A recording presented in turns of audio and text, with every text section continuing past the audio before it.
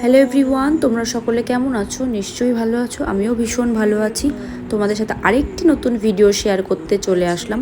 তো এই ভিডিওটাই আমার হচ্ছে 5ই জুলাই। তো আমি একটু লেট করছি, যেহেতু বলেইছি তোমাদের ভিডিও এডিট করতে আমার টাইম লাগে।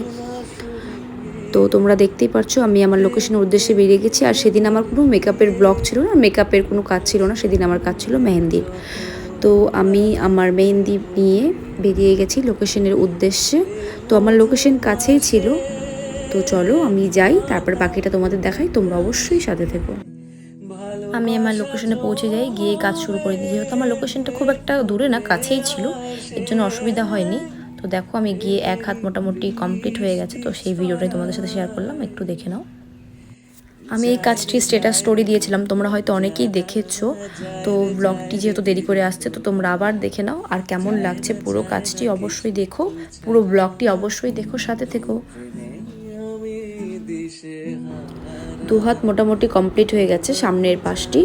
তো তোমরা দেখো কেমন লাগছে।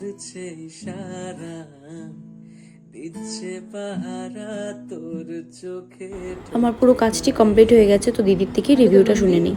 বলো কেমন লাগলো মেহেন্দি পরে? তোমরাই দেখে বলো কতটা সুন্দর হয়েছে। আর কালার এখনই এতটা সুন্দর এসছে, এটা যখন উঠাবো তখন কতটা সুন্দর কালার আসবে দেখে নাও।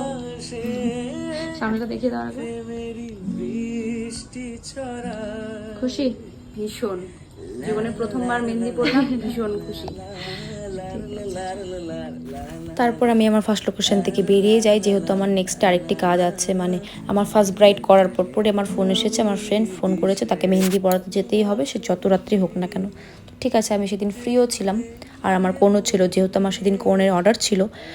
যাই হোক, তো আমি বাড়ি গিয়ে কোন নিয়ে আবার বেরোবো। তো চলো তোমাদের দেখাই। আর এই হচ্ছে আমার হাতের অবস্থা। তারপর আমি বাড়িতে গিয়ে কোন নিয়ে বেরিয়ে যাই। তখন রাত্রি বাজে 10টা। দাদাকে বলি দাদা আমাকে দিয়ে আসা। সেদিন যেহেতু ছিল উল্টো রথ, রাস্তাঘাট অনেক জ্যাম আর ভিড়, আর টোটো ঠিক মতো পাওয়া যাচ্ছিল না। তো দাদা আমাকে আমার সেকেন্ড লোকেশনে দিয়ে আসে।